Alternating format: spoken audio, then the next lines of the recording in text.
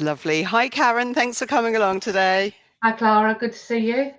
All good. All good. Well, like we said, we were just going to have a chat really about what it takes to be a good family lawyer, what you've found in your career in family, and how that sort of pans out in terms of people that going into family who are suited to it, and that sort of thing.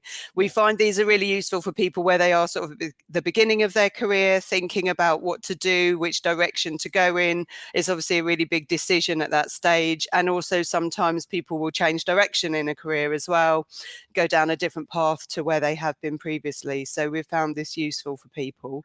Yeah. So just to sort of begin at the beginning, sort of give us a potted history of your own career into family law, and where you find yourself now. Oh, okay. So I did the usual O levels and A levels at the time. That was old money, GCSEs, Mm. but A levels they call them now. Left sixth form and thought not wasn't ready to go to university. First generation university I am. So I thought I wasn't ready to go, and I turned down my place and I went to work. And I went to work at a local solicitors firm that was mainly a conveyancing firm, so property work, property sales. They Mm. did have a couple of solicitors working in litigation, but I was firmly starting at the bottom, the office junior, anything and everything from sandwiches, dry cleaning to taking the post round. And I learned all those jobs, which actually set me in very good stead for later on in life, because I then was offered a role in a London firm to learn to be an legal exec, and go to the solicitor's route that way. And the firm that I was working for said, don't go, stay with us, we'll sponsor you through university and come back and work for us. So I thought, yep, okay, I like it here. That was great. Off I went to university. And then about halfway through my degree course, the firm went bankrupt. So I went into a tailspin. But one of the partners who had been a partner in the firm had set up his own firm. And he said, look, come and work for me. Mm. Sort all that out. Don't worry about it. And I'll see you. Work hard and I'll see you when you're finished. And Fab. might have made a comment about having to remove a nose piercing, which I thought was rude at the time, but they wanted to go. So there you go. But that was you come back and work for him. So that's what I did. I did the traditional route: 3 years university, 1 year of law school, which is a bit like which was a bit like a Swiss finishing school, only without the hot chocolate and the skiing. Lots of exams and reading. So there was that, and it was in Godalming as well, which is not great. And then I went to work, and I worked in Basildon in Essex. We had, with our finals, we had 10 exams, and it was pass or fail. You got to pass all of them to get through. And so you did that. And then you went off and did your articles at the time, they were called. Similar sort of Mm. thing, 2 years of training. But unlike the students today, we didn't have to do any more courses or coursework. That was it. You'd done your Right. degree, you'd done your year finishing school, and then the training course, your articles were meant to be putting into effect and practice everything that you'd learned. So Mm. Mm. for the articles that I did, I was in Basildon, Essex. I was very fortunate that we did anything and everything. And my boss, my training master at the time, we had a fantastic little library because we read everything, books, got books on anything. If we didn't know how to do something, look in a book, get a book, buy the book. And so I did a huge range of work during my articles. I was very fortunate. I did some crime, so police station visits. I got to do that. I did all sorts of civil litigation, from road traffic accidents through to landlord and tenant, and through to some pretty big cases, the medical negligence cases as well. So I did all of that. We had a case where we were acting in camera for breach of intellectual property rights. We had huge fraud case, someone printing their own money, which you're not supposed to do apparently. So there you go, Monopoly, get that. And then and I did bankruptcy and employment and wills and probate and family. Um, Mm. as I was doing more and more family, I really quite liked it. We got to the end of my 2 years, and my boss at the time went, so what do you want to do? What do you like doing? And I Mm. said, I really like family. And he went, great, because I hate that. You can do family, brilliant. And within Brilliant. the afternoon, every family file in the flipping office was on my desk in Excellent. my new little office stroke cubicle that I was working in. But I loved it. So then I was really on my own in family work, and so I had a very steep learning curve. But Mm, you that's what you do. You've got to read, listen, keep your ears open. If somebody said something in court, I would make a note of it, go back and look it up and think, what were they mm, talking about, and look it up. And to a certain extent, you've got to sort of style it out if you don't quite know what was going on at the time. But I always took notes, copious notes, and went back and looked. So I loved it. And in Basildon, I was doing a lot of legal aid work.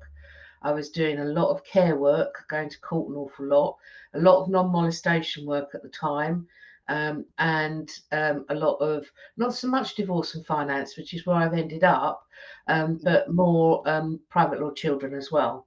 So it was the okay. whole gamut. It was everything, and I did a Mm, bit of wills and probate, and I was still doing a bit of employment, and I was an employment solicitor for a national chain of cinemas as well, independent cinemas. So but then gradually I pulled back on that and it was just purely family. And that's what I did. And I loved it. Then came along the firstborn child. And I thought, it's about 10 years in by this time. And I thought, I can't really be the solicitor I want to be and the mum that I wanted to be. And I was very fortunate that I was able to have the choice of what I wanted. Was I going to go back to work basically? And I decided not to. So I took a career break and had another child. So I was out by about 6 years for 6 years. But then I did a postgraduate course while I was, of course, I did. Somebody offered me a certificate. keep yourself I couldn't busy. Keep say yourself no. busy. I know to that. So it was early years learning, which was really interesting because it still adds to all the legal skills. And then Mm, I was asked by a sister, would I come and work back again? And I went back in again after about 6 years away.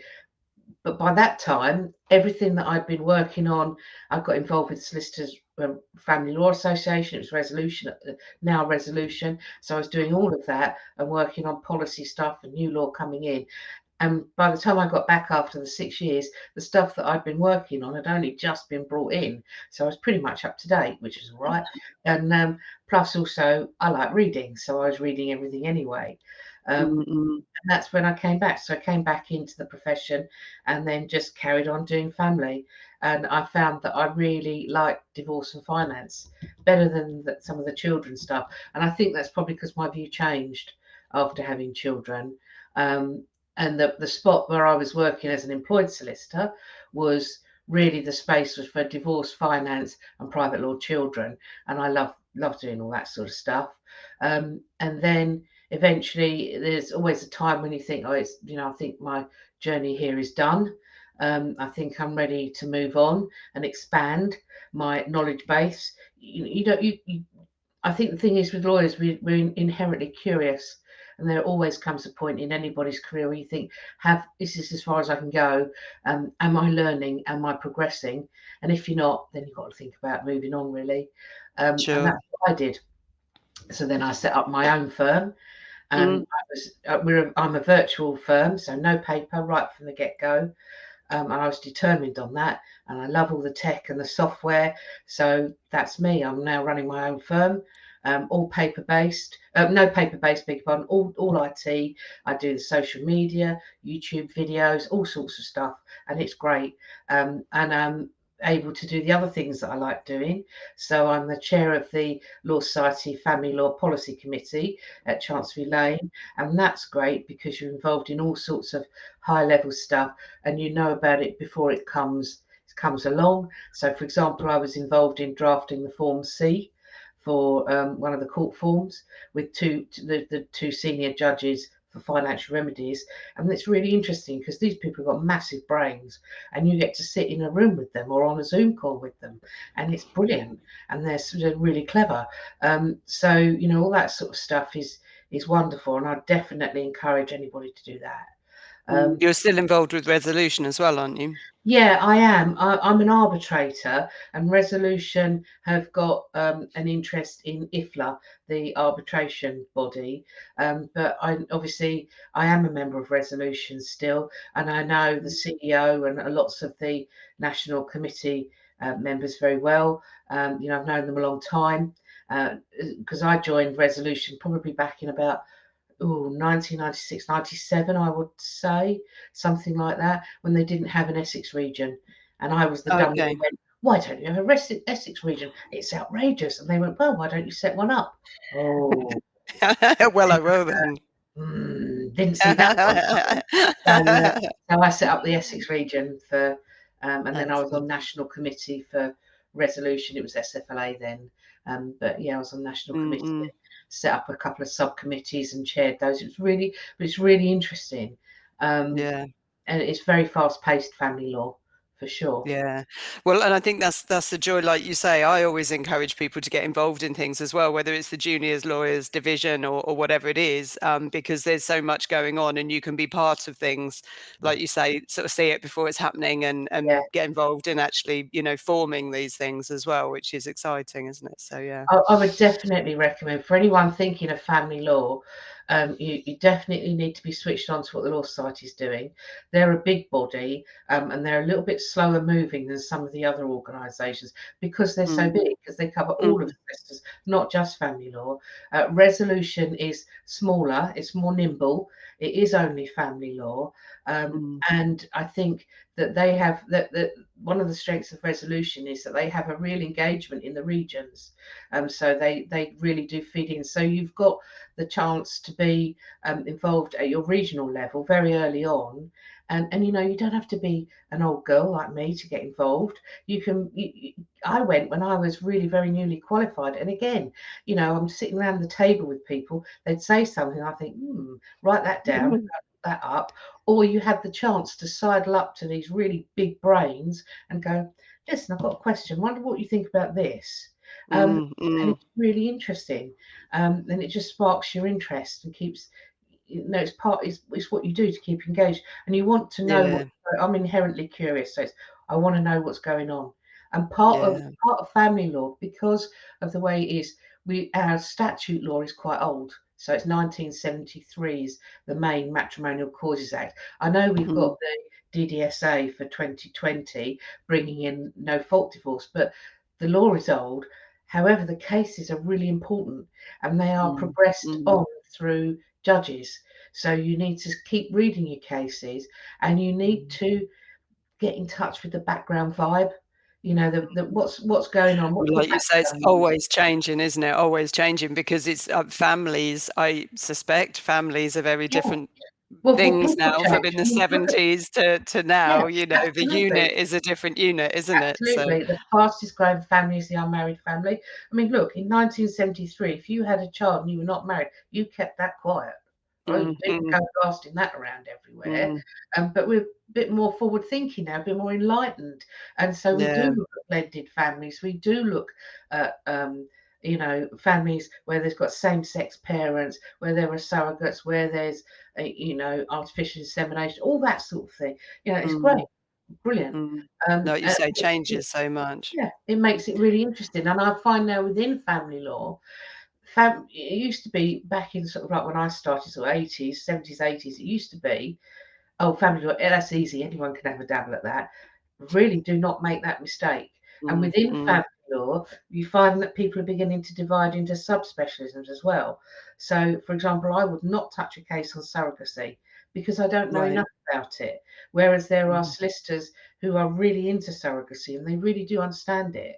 You know, mm, and mm. when you're talking about surrogacy or fertility treatment, that sort of thing, I wouldn't touch that because I don't know enough about it. Um, Sure, yeah, it's quite technical on a whole different to plane, be isn't honest, it? it Yeah. doesn't float my boat that little bit, and it's okay Mm, to say that. You're not mm. expected to know everything, but you are expected to know when you need to find out a bit more. So, Sure, you know, sure. I mean, So I really like divorce and finance. That floats my boat. So. yeah, yeah, that's the thing, isn't it? Is finding the angle sort of thing. So what would you say would be the key things then? If you're considering a career in family law, what are the key things to think about, do you think? I think there's a couple of things. I think that family lawyers use what were traditionally called soft skills a lot Mm, more. So really, you've got to like people. You've got to be curious about people. We all have those clients where you go, ugh, when they phone, and that's okay. That's all right. But you need mm, to have enough insight to step back and go, why do I feel like that? What's going on there? So, family law is not just about the black letter law. It's about being able to relate and engage with your clients, to explain things to them, because after all, it's their life, not yours. And, to use plain English. That's what people want. They want plain English, good explanations, clear explanations, and for you to engage with people. And sometimes if they challenge you or ask questions, yeah, you've got to front it out a bit. You do have to go, well, you've got to have your answers ready. And I think that's on the soft skill side. That's the thing, is that you've got to be willing to help. So the question is, if somebody is in difficulty or you have some bad behavior or whatever, the first question is, are you okay? And then the next question is, what can I do to help? And if that's not your bag, if you find people irritating, if you find it annoying, because you will get people asking you, how to express themselves, and you will be telling people how to speak to their partner that they've lived with, that they've engaged with body parts with, and all the rest of it, and you'll be teaching them how to speak to each other. And if that's not for you, if you don't have the patience for that, that's not you're not going to find mm. happiness. You won't find happiness and you know, the soothing of your soul in family law. The other side of family It's law, sort of the people first, I suppose, isn't it? People yeah, first and then the law second, rather than being some yeah, areas are very I led think, by the technical yeah, law. yeah. I think you need to know your law, but you also need to understand people. So, some Mm, of the books on my bookshelf will be about personality types and how people work and body language and all that sort of thing, so that you can connect with people. mm, That's mm. one of the reasons I watch that junky stuff like Big Brother and Love Island, Right. because it's about how people relate to each other. About how they express themselves and how they relate and what are they really saying. So if that's not your bag, you're not going to be happy. The other No, thing that with makes sense. yeah, the other thing in family law is you've got to be prepared to read. Lots of reading, continually reading, keeping yourself up to date, because it is so fast paced. And you've got to be prepared to juggle as well, because you'll come in thinking, right, it's Wednesday, I'm going to do X, Y, Z today. And then Mrs. Brown will walk in with a massive black eye and go, I need an injunction, she's going to come back and kill me. And everything Mm, goes out the window, and then sure. you are running. So if Mm, you're not the person who can cope with juggling lots of things and potentially having a quick change in your plan and having to shuffle things around and think on your feet about that, that's you're not going to be happy. mm. Okay, no, fine. And so, that I suppose that's what you would say key skills then, really. That is your key skills, isn't it? Is your people skills and juggling, Mm, being on the ball. I mean, you said you'd done a lot of litigation as well, and I can see how it's tied to people that find themselves drawn to litigation as well, because that juggling yeah, aspect and things changing all the time and thinking on your yeah. feet. I mean, that's with family law, a lot of it is you're trying to keep things out of court. So Mm, you've got to mm, be aware of how to litigate, but actually you need to be aware of you're balancing and trying to keep it away from court as well. And so you do have to be practical, think practically. And if you're the sort of person who sees a problem and then just goes blind because you can't see a solution, then that's going to be problematic for you, because you need to not only spot the problem but think about the solution. What can I do about that? How am I going to solve that? What are the options? So, um, and a system. What is it they say? A system works perfectly well until you throw in people, and then boy, everything goes a bit random, doesn't it? So, and I think also a good thing is to have some insight into yourself as well, to understand that when you are meeting, everyone's got family, everyone's got brothers, or sisters or cousins or relatives or engagement at a familial level of some sort. So whenever you have a meeting with a client, there is not only you and them in the room, there's their backstory, but also your backstory. And so you need to have a little bit of self-awareness. You need to know what you're bringing to the party, because we all do. we've all got our little prejudices that are unconscious, not meant to be, but you need to be interested in that sort of thing, and if you're going to really make a go of it, then yeah, you need to have a little bit of thought about that. No, that makes sense. That makes sense. And I guess on the flip side, then those are the things that make good family lawyers. What have you seen sort of personality traits, shall we say, in people that you would say Yeah. would clash with being a family lawyer? What are the no-goes, do you think? I think if you find it difficult to talk in front of other people, then you're going to Okay. find litigation quite hard. You're going to find going to court quite hard. If you find that when you're challenged, you don't like that, and that you can't think quickly enough of an answer, and that you get embarrassed and you fumble, it probably won't be for you. Now, you don't have to Mm, go to court as a solicitor. You can obviously instruct a barrister for your client to do the advocacy. And mm, I instruct barristers to do advocacy for me if I can't go, or I think actually, that's not they need a different sort of skill set than I've got. And that comes back to self-knowledge and self-awareness again. Because advocacy is a different skill to the skills of a solicitor. But, you still, I think the best family lawyers are the ones that go to court, either themselves or they sit behind their counsel. And if you're going to sit behind your counsel, then if you're in a firm where you've got billing times and billing hours, you might actually be doing that for free because it's a learning journey for you. Don't be afraid of doing that.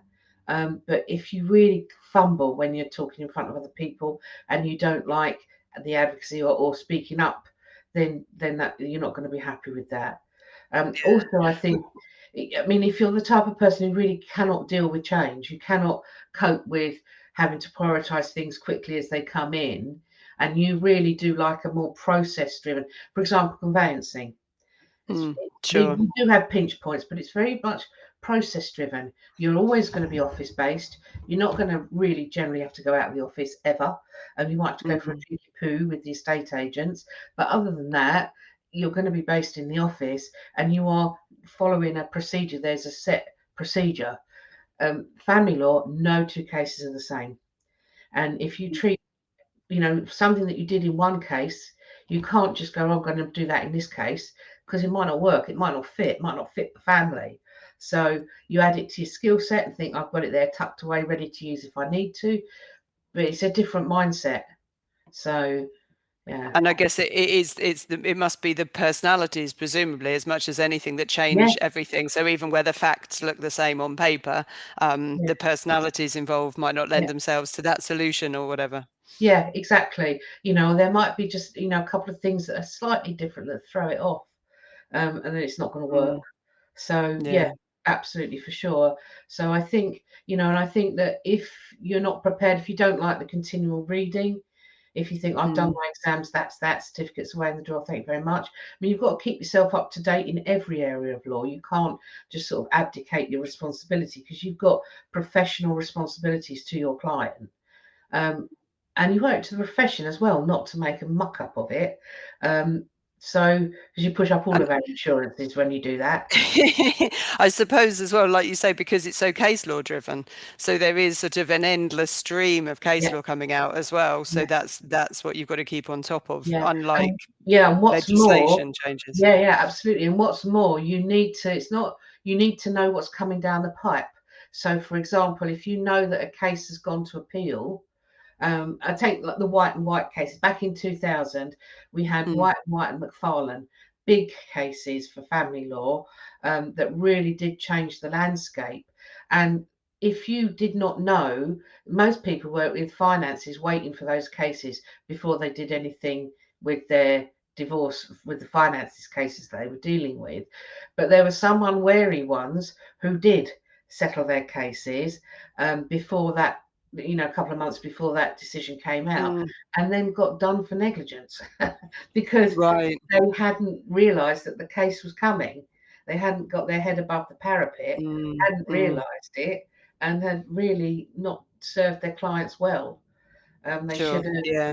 held off and waited Mm, and said, no, we're not going to settle until after we've had this decision. mm.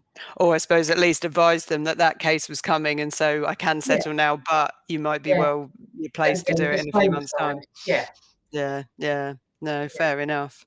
And I mean, obviously, another big thing is sort of the whole empathy side of it. You know, like we say, dealing with people and all the rest of it.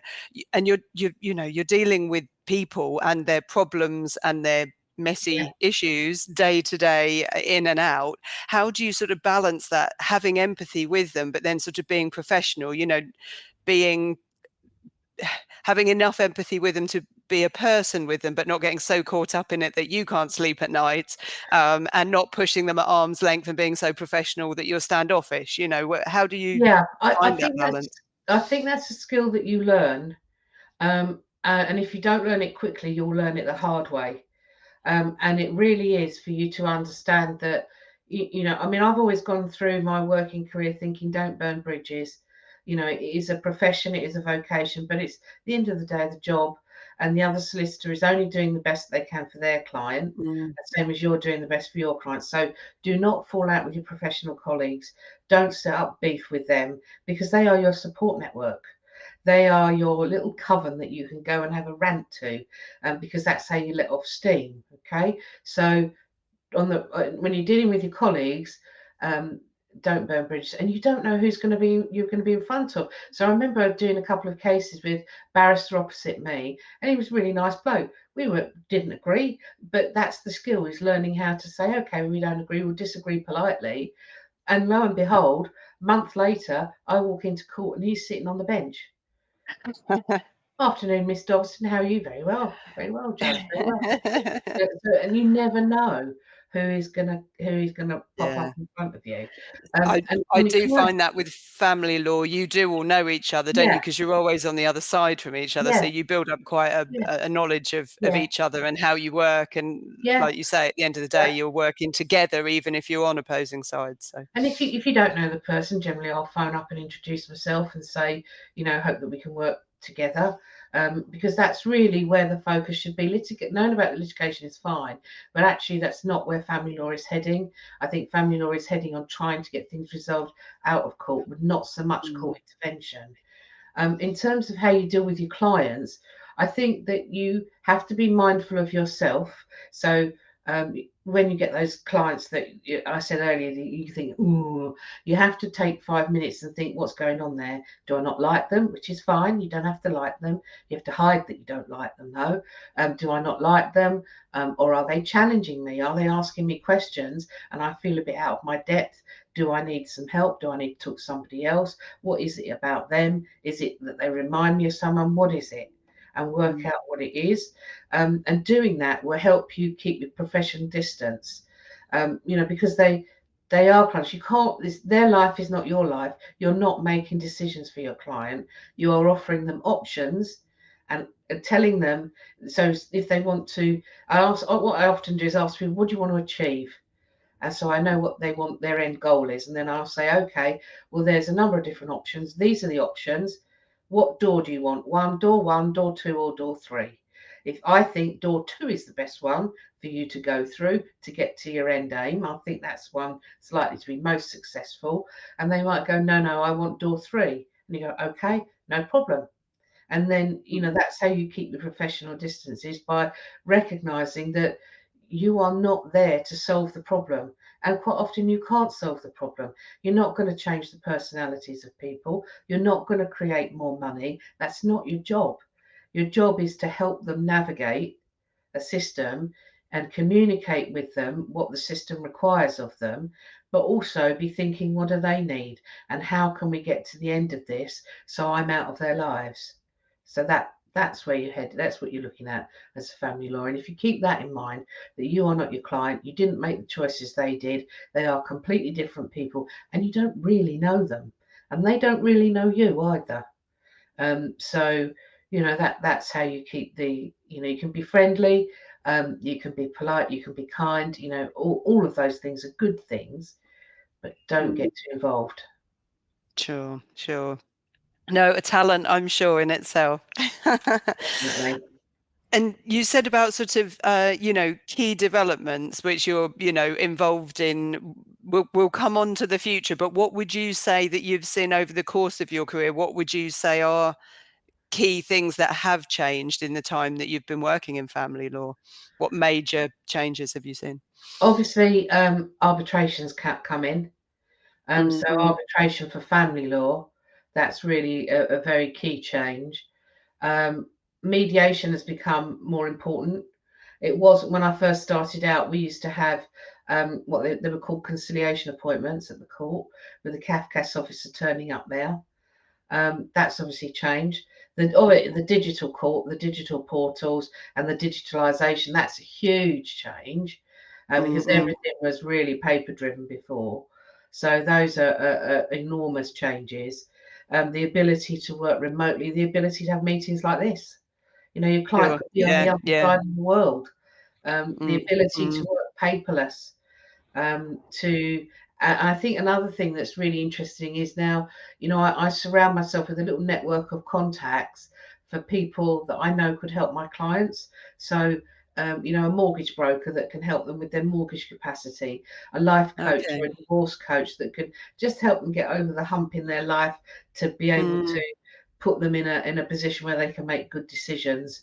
An accountant, valuers for properties, independent financial advisors, all those sorts of people that my clients might need to support them in making decisions. I use those people a lot more than before.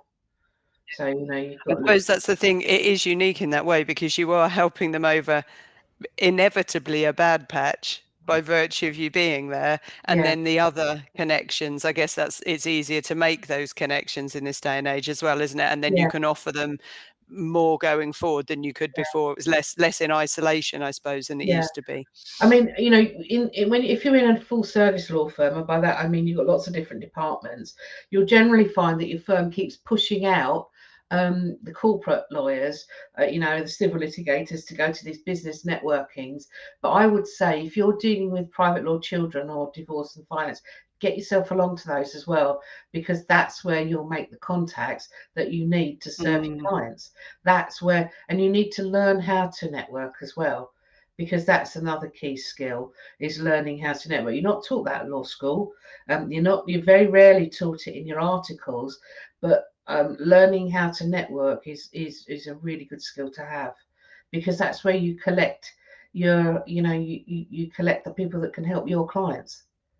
So yeah. Yeah. learning how to do that's great. I mean, I did for a number of years. I was a member at BNI. There's Right. lots of hooing and hawing about BNI, but what it did teach me was, how they view networking and how to do it, and how Mm, to think mm, about your business, and to think about what you're doing. So it's very mm. it was very worthwhile. I have to say, we always encourage people in, like, you think about yourself as a business, even if it's just you operating in law, no matter which organization you work for, whether it's a firm or whether it's for yourself or whatever it is. But if you think of your sort of career as a business in its own right, then these skills will naturally go around it, don't they? And will help you ultimately down the line, Yeah, whatever it is you want to do and whatever yeah. direction you go in. I mean, you've got, when back in the day when I started in Basildon, that's always the view that was taken, that you are a business within a business, Mm, essentially, mm, that you might be given fee targets, and then it's up to you to get those in. Well, how are you going to do that? How are you going to sustain that? How are you going to mm, work? You're largely left to yourself to organise your day. You might have, uh, personally, I don't agree with this, but you might get firms where they want to look at your billable hours. You might get firms where they give you a fee target and say, go off and earn that off your pop, and we'll mm, supervise your work. But how you do it and what time you spend on it, that's down to you. Um, mm, mm, and I think that business development, in that way, they call it business development, but it's actually about making mm. connections with people. And the other thing is that can be a source of work. The number of times I've Absolutely.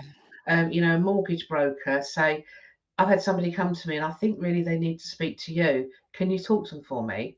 Yeah, okay, Mm, no problem. mm. And it Yeah. all builds a network, and your value to your firm. I'm sure you're a very nice person. I'm sure you'll be a lovely person, but your value to your firm is cold hard cash. That's where it's going. What are you earning? Sure. What are you bringing in? What are they paying you? And Mm, what's mm. your value? What skills do you bring? Do the skills that you bring offset maybe a dip in income that you're bringing in? What have you got about you? And if you become a known expert in a field, if you become really very proficient in a field, um, and the other thing is you want to get on if you're in a full service law firm, you want to get on with your other colleagues as well.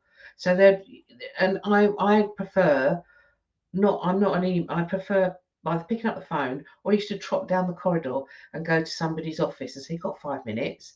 And you find with, particularly with divorce and finance work, you get real links with the probate department and the company law department, employment law department, conveyancing, obviously, because they're going to be implementing. And then, you might have civil litigation as well, because there's a bit of a ding dong over getting a tenant out or some other problem that's cropped up. So you are facing, although you're family law and you might be in a team with the other half of you doing care work, make no mistake that if you're dealing with the private law stuff, you are generally going to be facing outwards into all these other areas of law that you need to deal with. So, you need the connections there as well with your other colleagues. Yeah, that like you say, the network and the connections, it just goes across the whole board, doesn't it, really? Yeah. So also then look into the future, because obviously you are involved in various groups talking about the direction of family law and that sort of thing. What do you feel will be the key developments in the future of family law? We're going to see a definite progression of the digital court programme. The private law children digitalisation is in build phase at the moment. They've come across a few little hitches, and so that's that the project is a little bit delayed, but they are working hard on that, and that will be an end-to-end private law. I think we're going to see enhancements to the financial remedy portal. I think that we will see the expansion of the Pathfinder programme with private law children work. I think that we've obviously, I was speaking yesterday to the Law Commission about their scoping exercise for potential financial remedy reform. So that's a topic. Resolution are campaigning hard for cohabitation, changing the law around cohabitees. Okay. I'm not sure that that's going to go really. I think that's been going on so long, that cohabitation debate. It's always there, isn't it? I mean, it took me 30 years to get the divorce law changed. And I'm thinking that it will probably be around about the same. I think I'll probably be dead and buried, Clara, by the time they change the cohabitation law. But that is not for want of trying.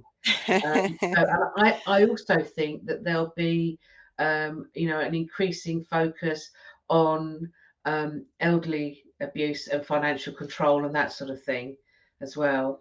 I think in a microcosm, we're probably looking at, with financial work, the old questions of costs and conduct popping up their head again. But that might be popping its head over the parapet again. So there's lots of micro things that are going on, but big things are definitely going to be digitalisation. We've already got the financial remedies court that needs to bed in and work better. We discussed the one practitioner sort of divorce as well, just one person involved in the divorce. I mean, that's sort of there as well now, isn't it? But you weren't. The thing is, you see, it's always been there. It started out with Sam and Harry from Four Paper Buildings doing the divorce surgery. So, because barristers don't have the same constraints as solicitors, and then a lot of solicitors thought, "Oh, we want to do that." Well, you could always have done it under the SRA rules. There's, I know that Resolution are offering Resolution Together training, but it's not permissive training. It's not that you have to do it, not like mediation. If you want to be accredited, you have to do the training, do the qualification, get the accreditation, then you can give MIAMs. I mean, actually, mediation is an unregulated profession at the minute, so we might see a move on that to get it more regulated. And we are expecting the consultation out before Christmas with a reply to the from the MOJ about compulsory mediation, which I think we'll find is not going to go anywhere. And I think that also you've got changes in language as well, the Family Law Language Project, which is very interesting. a Fair Shares project that just put the report out about how people deal with solicitors and family law and finance. That's really interesting as well. But I think that, so I'm kind of on the fence about the one solicitor model, Mm. because I've seen a number of times where I get somebody come to me and say, "Oh, we're all agreed. This is what we've agreed," and you go, "Okay, well, let's just write and check that we're all on the same page before we go sending money down the Swanee and doing more work." And then you write to the other person, they go, "No, I didn't agree that at all." And then you think, actually, why am I surprised? Because half the problem people are getting divorced is that they're not able to communicate with each other, that the communication's Yeah. broken down. They're communicating at different levels and different planes with different agendas. And then you think by, that they're all going to be sorted out. So, I think that it will.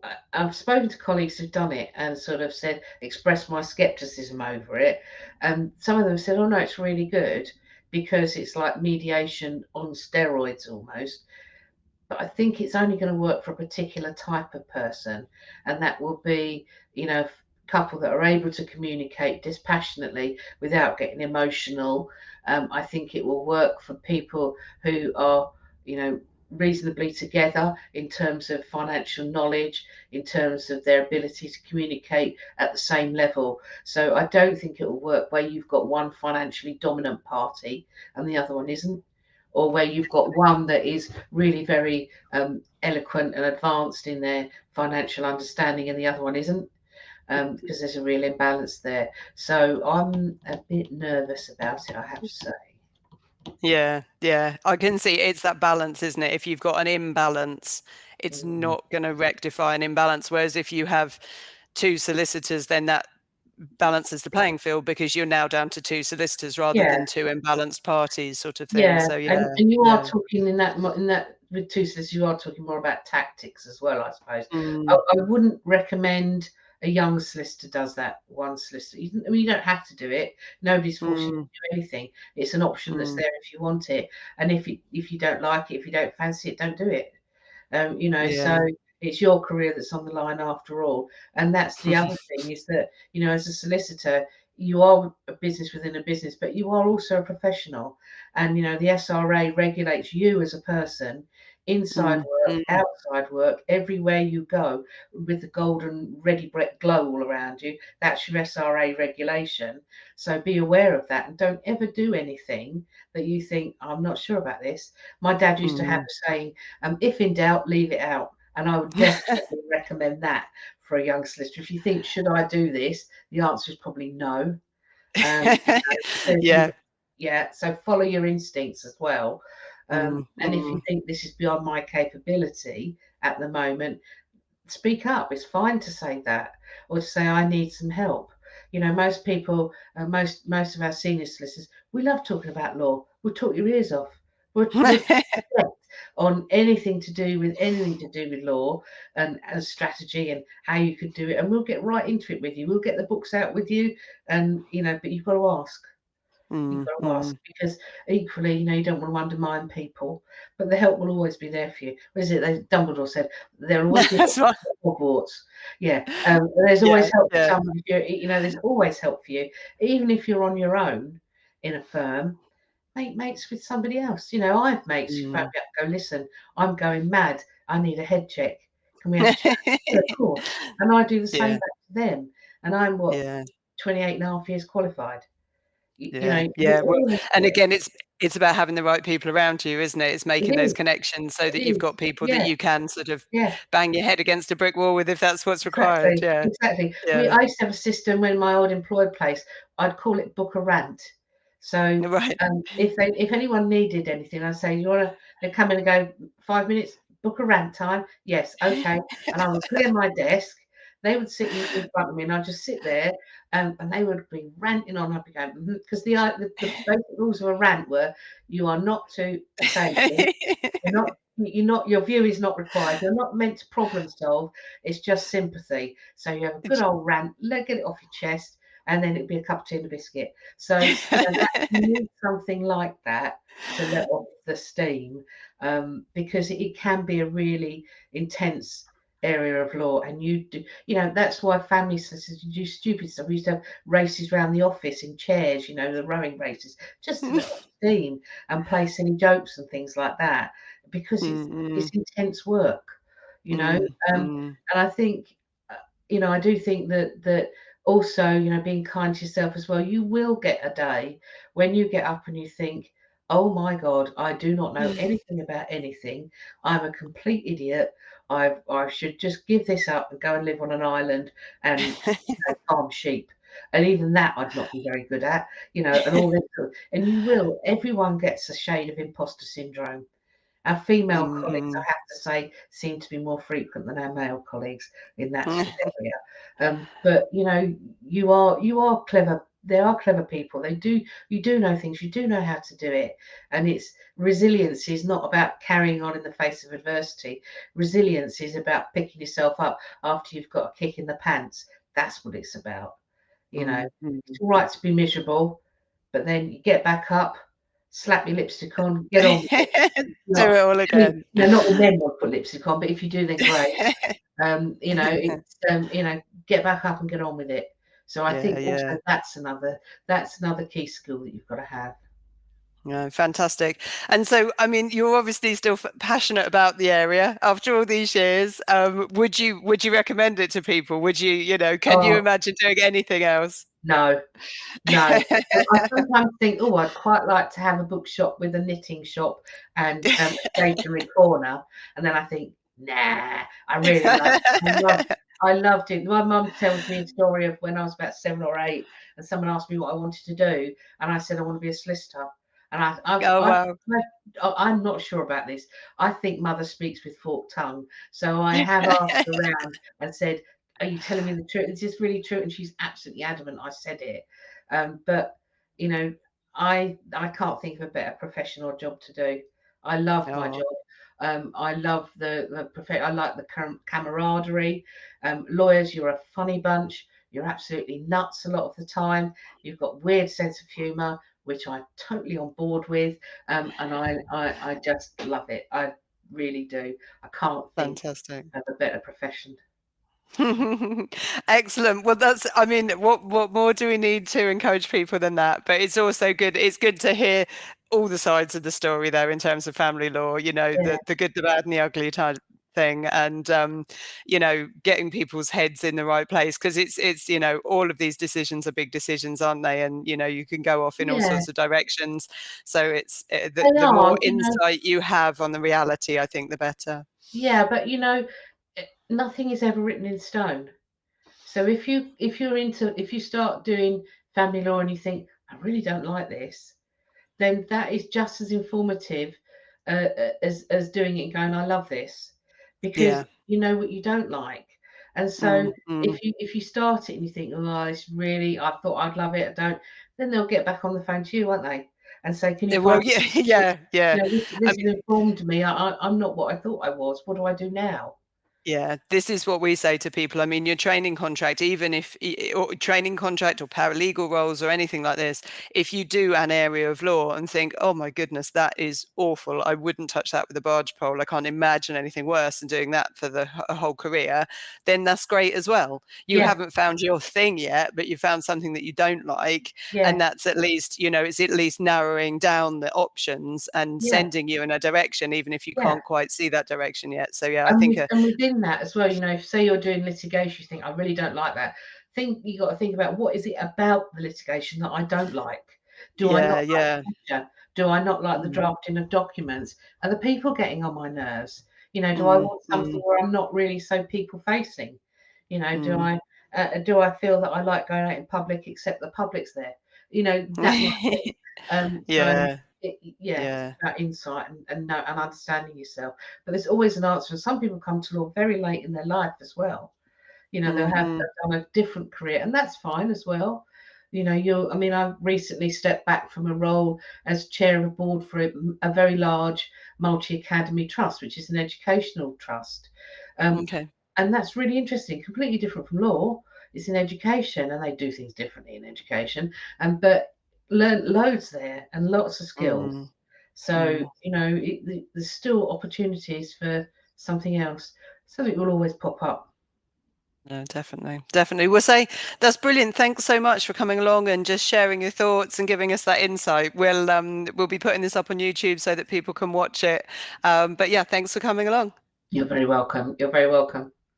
Thank you. Thank you.